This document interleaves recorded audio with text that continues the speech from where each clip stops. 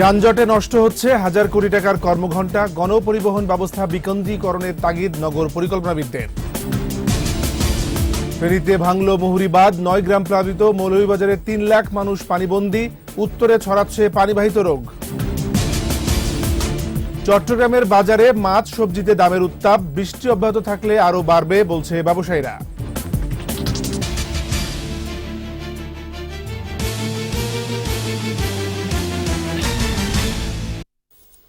শুনছিলেন first security ইসলামী bank limited সংবাদ শিরোনাম।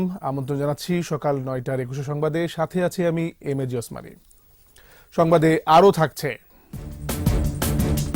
লালমনিরহাটের জহিরন 44 বছর ধরে গ্রামে গ্রামে ঘুরে বিনামূল্যে দিচ্ছেন স্বাস্থ্যসেবা, পেয়েছেন বাংলার নানি নামে পরিচিতি।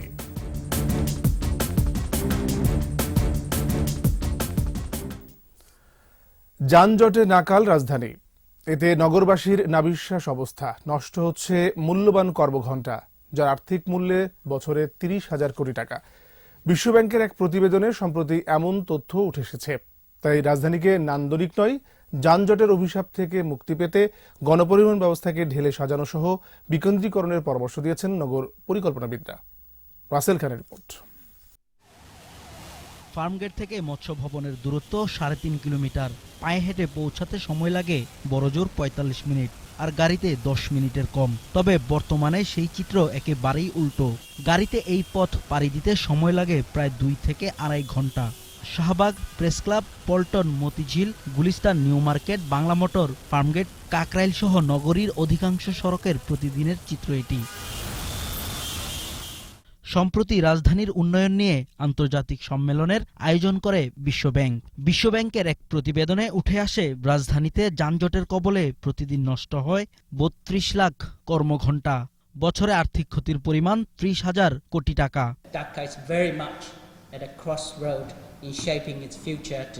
যানজট নিরসনে সরকারের নানামুখী পদক্ষেপ থাকলেও কার্যকরের অভাবে ভেঙে পড়েছে রাজধানীর যোগাযোগ ব্যবস্থা। বিশেষজ্ঞদের অভিমত, যানজটের অন্যতম কারণ ব্যক্তিগত গাড়ির ব্যবহার বেড়ে যাওয়া। গণপরিবহন ব্যবহার বাড়ানোর উপর গুরুত্ব দেন। জনবান্ধব পাবলিক ট্রান্সপোর্ট যদি আমরা করতে পারি, ঢাকা শহরে গাড়ি চলবে, সাথে বাচ্চারা ক্রিকেট খেলবে। ঢাকা সিটি কর্পোরেশন থেকে উত্তর দক্ষিণ যে একটা প্রচেষ্টা চলছে বাসের সংখ্যা বৃদ্ধি করার জন্য, সুন্দর সুন্দর বাস নামানোর জন্য, তাহলে ওই যে ছোট গাড়িগুলো এমনি বিলুপ্ত হবে।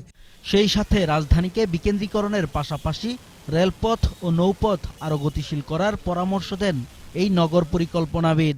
ঢাকাকে ডিসেন্ট্রালাইজেশনের মাধ্যমে সারা বাংলাদেশকে নিয়ে পরিকল্পনা করেন, যাতে মানুষ ঢাকা আসার পরিবর্তে ঢাকার বাইরে ঢাকা থেকে যাওয়ার জন্য উদ্গ্রীব হয়। দেশের অর্থনীতি সচল রাখতে ঢাকার আশপাশে দ্রুতগতির পরিবহন ব্যবস্থা গড়ে তোলার আহ্বান জানান তিনি। যাতায়াত ব্যবস্থার উন্নয়নের সাথে সাথেই আমরা এই জায়গায় পৌঁছাতে পারব। রাসেল খান, 21 টেলিভিশন, ঢাকা। ফেনীর মুহুরী নদীর বাঁধ ভেঙে 9টি গ্রাম প্লাবিত হচ্ছে। নদীর পানি প্রবাহিত হচ্ছে বিপদসীমার 80 সেন্টিমিটার উপর দিয়ে। সিরাজগঞ্জের চৌহালিতে তীরে সংরক্ষণ বাঁধে আবারও ধস দেখা দিয়েছে। এদিকে উত্তরের নদ নদীর পানি কমতে থাকায় বন্যা পরিস্থিতির উন্নতি হলেও দুর্ভোগ কমেনি বানভাসী মানুষের। বেড়েছে পানিবাহিত রোগ। মৌলভীবাজারের বন্যা পরিস্থিতি অপরিবর্তিত রয়েছে। এখনও পানিবন্দী 3 লাখেরও বেশি মানুষ। প্রতিনিধিদের সহায়তায় ফারজানা শ্রাবন্ত রিপোর্ট।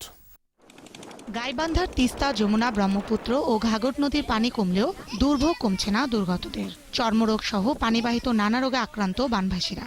রয়েছে বিশুদ্ধ পানির সংকট। দুর্দিনে ত্রাণ না পাওয়ার অভিযোগ করেছেন বানভাসী মানুষেরা। হাত পাও আমার ঘাওটা ধরে গেছে, আমার তো চিকিৎসা পাতি নাই, অসুখালা মানুষ পানির মধ্যে কোথায় থাকি। আমার এখানে কেউ কোনো মেম্বার চেয়ারম্যান কোনো সবার থেকে আমরা কিছু পাইনি। আমরা শনিবারে এটা আসছে ওঠা আসছে পাইনি তো। এদিকে পানি নেমে যাওয়ায় অনেকেই ফিরছেন বাড়িতে।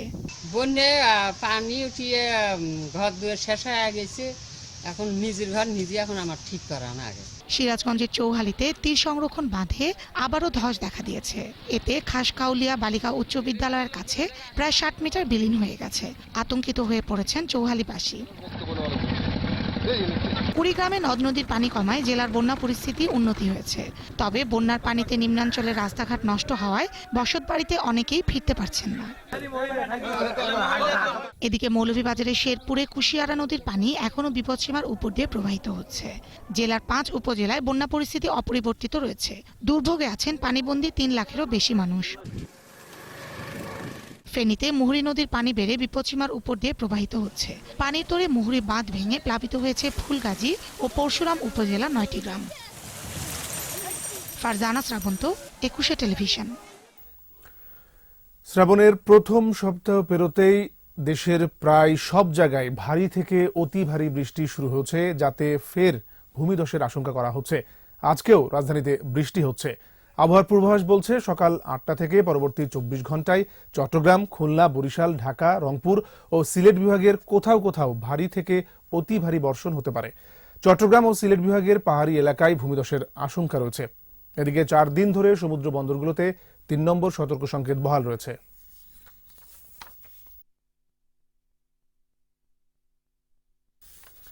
টানা বৃষ্টির কারণে চট্টগ্রামে বেড়েছে সবজির দাম। মাছের দামও বাড়তি। বৃষ্টি অব্যাহত থাকলে সবজির দাম আরও বাড়তে পারে বলে জানিয়েছেন বিক্রেতারা। তবে বাজারে অন্য নিত্যপণ্যের দাম স্থিতিশীল রয়েছে। চট্টগ্রাম থেকে হাসান ফেরদৌসের রিপোর্ট, জানাচ্ছেন ফারজানা শ্রাবন্ত। ভরা বর্ষায় চট্টগ্রামের কাঁচা বাজারে পাওয়া যাচ্ছে শীতের সবজি শিম, মূলা, বাঁধাকপি। তবে টানা বৃষ্টি আর পাহাড়ি ঢলে গ্রীষ্মকালীন সবজির ব্যাপক ক্ষতি হয়েছে, আর তাই বাজারে সবজিও আসছে কম। চট্টগ্রামের বিভিন্ন বাজারে গত সপ্তাহের তুলনায় বিভিন্ন সবজিতে দাম বেড়েছে 10 থেকে 15 টাকা। সাগর উত্তাল থাকায় কমেছে সামুদ্রিক মাছের সরবরাহ, তাই বেড়েছে দাম। দাম কমতেছে না মনে হয়, এখন বিভিন্ন ধরনের গাড়ির সমস্যা এবং বৃষ্টির সিজন এক সপ্তাহ এরকম চলতেছে, মাল দাম আছে কমে নেই। নিত্যপণ্যের ঊর্ধ্বগতির জন্য বরাবরের মতো সরবরাহ কম থাকাকে দায়ী করলেন ব্যবসায়ীরা। ওইখানে মাছ পাই না বাজারে, ওইখান থেকে আনতে হয়, দাম দিয়ে ওইরকম আর কি।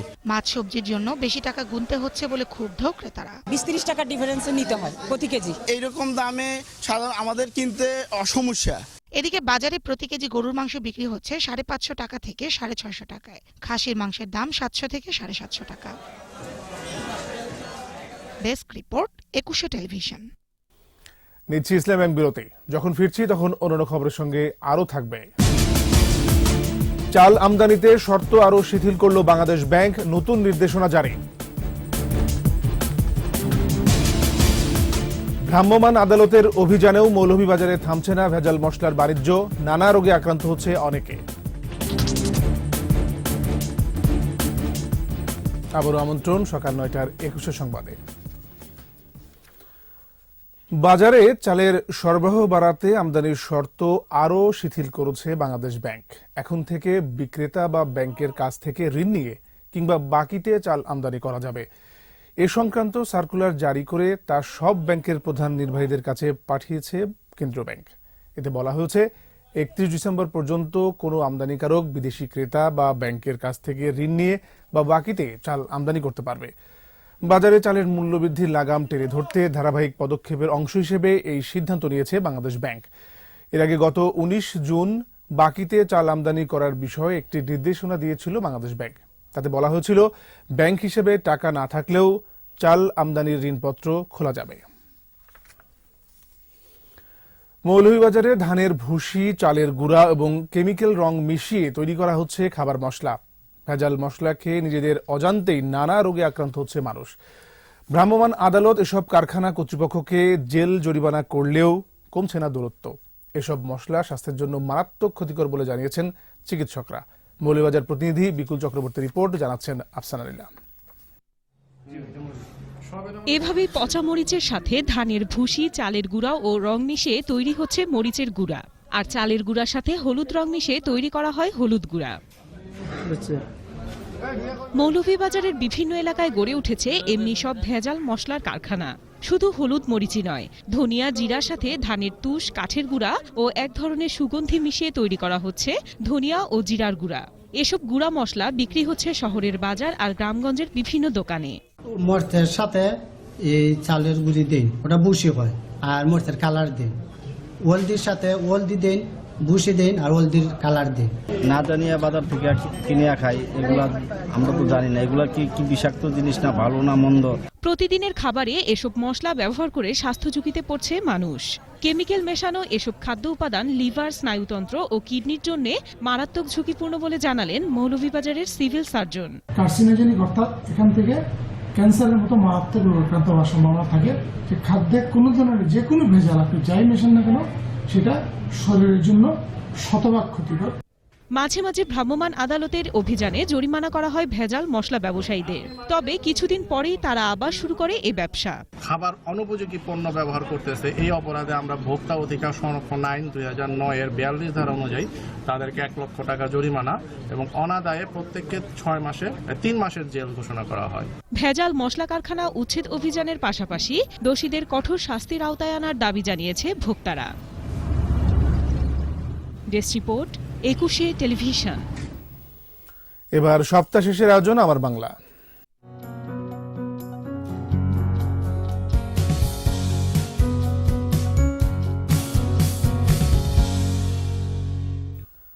জহিরুন বেওয়া লালমনিরহাটের 90 বছর বয়সী মানুষটি 44 বছর ধরে গ্রামে গ্রামে ঘুরে বিনামূল্যে স্বাস্থ্য সেবা দিয়ে যাচ্ছেন। বিশেষ করে গ্রামের নারীদের কাছে তিনি সফল ও যোগ্য ডাক্তার হিসেবে পরিচিত। সদালাপী হাস্যপ্রিয় হওয়ায় গ্রামের সব বয়সের মানুষের সাথে তার দারুণ সখ্য। সাদা মনের মানুষটি হয়ে উঠেছেন সবার প্রিয় বাংলার নানী। লালমনিরহাট প্রতিনিধি গোকুল রায় রিপোর্ট জানাচ্ছেন মাসুম আলিসা।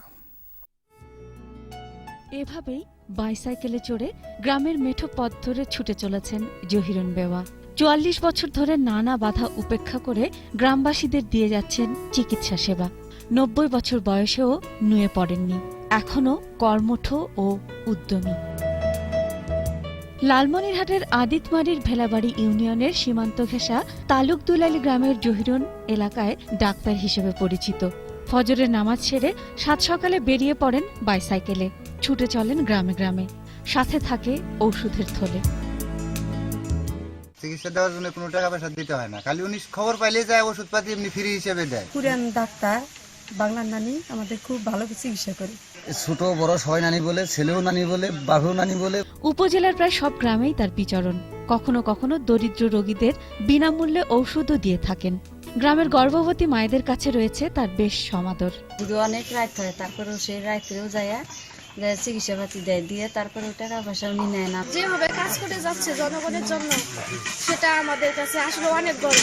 জহিরুন বেওয়ার পরিবারের লোকজনও হাসি মুখে মেনে নিয়েছেন তার স্বাস্থ্য সেবার এই কর্মযাত্রা। 40 বছর গত ডাক্তারি করে ভাঙা একটা সাইকেল দিয়ে উনি গ্রামে অসহায় মানুষের চিকিৎসা করে। চলে আমরা বাধা দিই, খুবই বাধা দিই যে না যাওয়ার দরকার নাই, বয়স হয়ে গেছে, এখন ঘোরাফেরার দরকার নাই, তুমি বাদ দাও, কিন্তু সে মানে না। 3য় শ্রেণী পর্যন্ত পড়ার সুযোগ হয়েছিল জহিরুন বেওয়ার। 1973 সালে স্বাস্থ্যসেবা ও পরিবার পরিকল্পনায় 6 মাসের প্রশিক্ষণ কোর্স নেয়ার পর থেকেই তিনি স্বাস্থ্যকর্মী হিসেবে কাজ করে যাচ্ছেন। আমি চিকিৎসা করি, যদি বেশি সমস্যা হয় তাহলে আমি মেডিকেলে পাঠাই দেই, না হাতে করে নিয়ে যাই। এইটাই আমার নিশা ধরছে, এইটাই আমি করতেছি, এই জন্য করতেছি। জীবনের শেষ দিন পর্যন্ত বাইসাইকেল চালিয়ে গ্রামবাসীকে স্বাস্থ্যসেবা দেওয়ার স্বপ্ন দেখেন জহিরুন বেওয়া। মাসুম আলিসা, 21 টেলিভিশন। নিচ্ছি ইসলাম ব্যাংক বিরতি। যখন ফিরছি তখন অন্যান্য খবরের সঙ্গে আরও থাকবে। সৌদি নিরাপত্তা ব্যবস্থায় ব্যাপক রদবদল, কাউন্টার টেরোরিজম ও অভ্যন্তরীণ গোয়েন্দা সংস্থা একীভূত, উচ্চ পদেও পরিবর্তন। এএফসি অনূর্ধ্ব 23 চ্যাম্পিয়নশিপের বাছাই পর্বে সন্ধ্যায় তাজিকিস্তানের মুখোমুখি বাংলাদেশ, চমক দেখানোর আশা। আবারও স্বাগত সকাল 9টার 21 সংবাদে।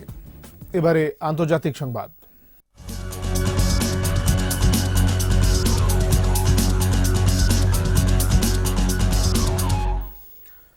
সৌদি আরবের নিরাপত্তা ব্যবস্থায় ব্যাপক রদবদল করা হয়েছে। এ সংক্রান্ত রাজকীয় ফরমান জারি করেছেন বাদশাহ সালমান বিন আব্দুল আজিজ।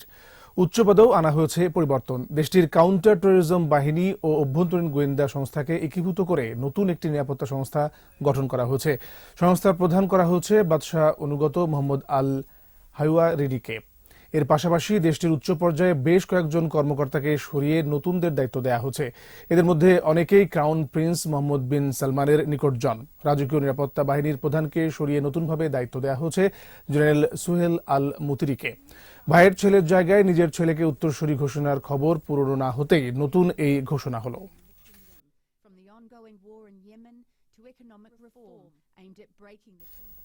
এবার খেলার খবর।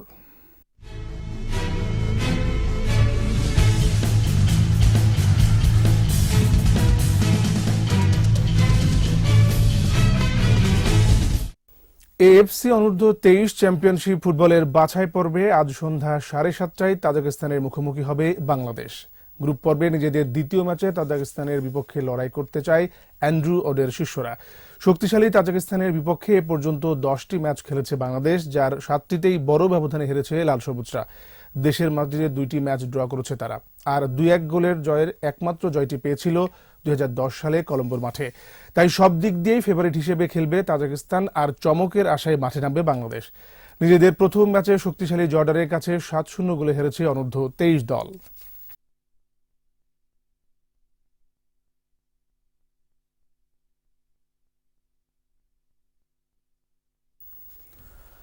হারমানপ্রীত কারুর অপরাজিত সেঞ্চুরিতে বর্তমান চ্যাম্পিয়ন অস্ট্রেলিয়াকে 36 রানে হারিয়ে নারী বিশ্বকাপ ক্রিকেটের ফাইনালে উঠল ভারত।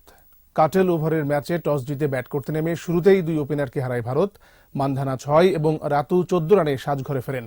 এরপর পুরো গল্পটাই নিজের করে নেন হারমানপ্রীত কারু। ক্যারিয়ার সেরা ব্যাটিং করে সেঞ্চুরি তুলে নেন মাত্র 90 বলে।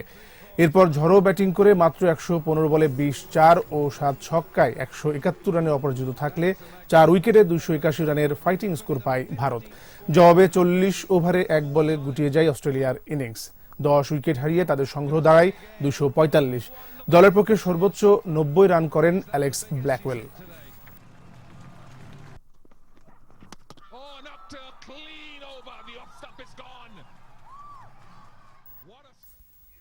শেষ করছি সকাল 9টার 21 সংবাদ। যাবার আগে ফার্স্ট সিকিউরিটি ইসলামী ব্যাংক লিমিটেড সংবাদ শিরোনামগুলো আরও একবার। যানজটে নষ্ট হচ্ছে হাজার কোটি টাকার কর্মঘণ্টা, গণপরিবহন ব্যবস্থা বিকেন্দ্রীকরণের তাগিদ নগর পরিকল্পনাবিদদের। ফেনীতে ভাঙল মুহুরী বাঁধ, 9 গ্রাম প্লাবিত। মৌলভীবাজারে 3 লাখ মানুষ পানিবন্দী, উত্তরে ছড়াচ্ছে পানিবাহিত রোগ। চট্টগ্রামের বাজারে মাছ সবজিতে দামের উত্তাপ, বৃষ্টি অব্যাহত থাকলে আরও বাড়বে বলছে ব্যবসায়ীরা। সর্বশেষ খবর জানতে ডায়াল করুন 201 নম্বরে, আর ভিজিট করুন 21-tv.com ওয়েবসাইটে। এছাড়া ফেসবুকে লগ ইন করতে পারেন facebook.com/2124 অনলাইনে। পরবর্তী সংবাদ বেলা 11টায় দেখার আমন্ত্রণ রইল। ধন্যবাদ।